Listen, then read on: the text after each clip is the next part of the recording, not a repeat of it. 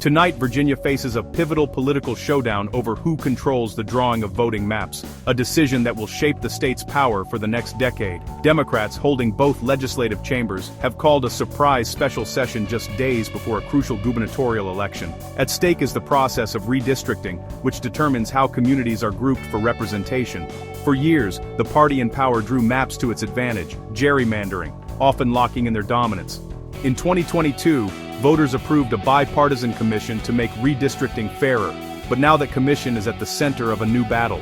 The timing of this session, right before the governor's race between Abigail Spanberger and Winsome Earl Sears, has sparked accusations of political gamesmanship. Democrats say urgent action is needed to protect fair representation, while Republicans call it a calculated move to disrupt the election. This fight is about more than maps. It's about the rules of democracy itself. We'll break down the money, the legislative maneuvering, and how the outcome could give the next governor surprising power over Virginia's future. The stakes couldn't be higher for every voter in the Commonwealth.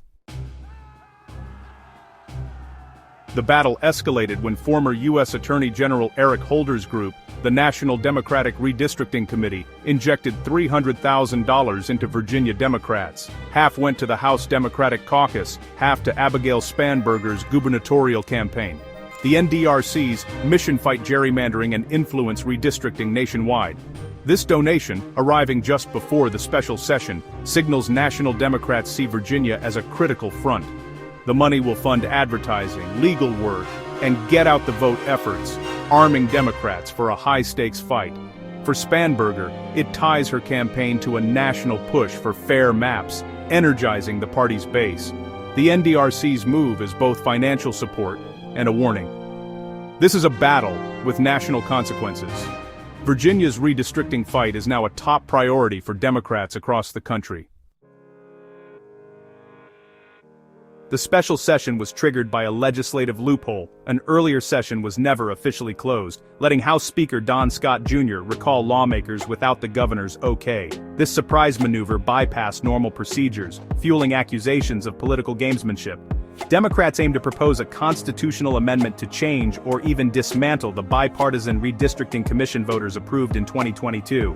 They argue the commission hasn't worked as intended, and that urgent reform is needed to prevent partisan court battles seen in other states.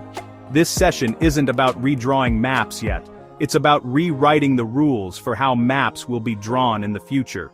Changing the Constitution is a major undertaking, and launching it now, right before an election, has set off a fierce political fight. The outcome could fundamentally reshape how Virginia's democracy works.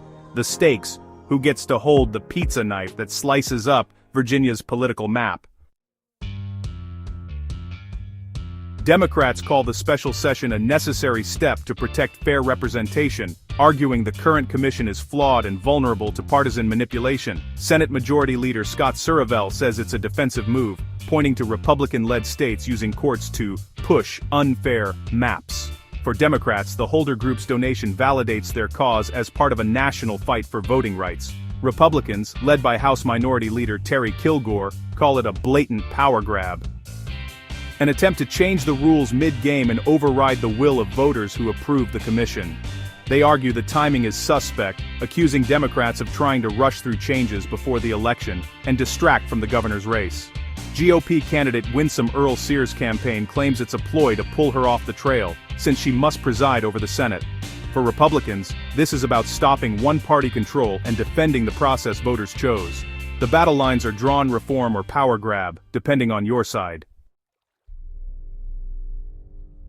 Amending Virginia's Constitution is a two-step process. First, the amendment must pass both chambers now, then again after the next House election. Only then does it go to voters as a ballot measure. The governor decides when that vote happens, during a high-turnout election or a low-turnout special, which could sway the outcome.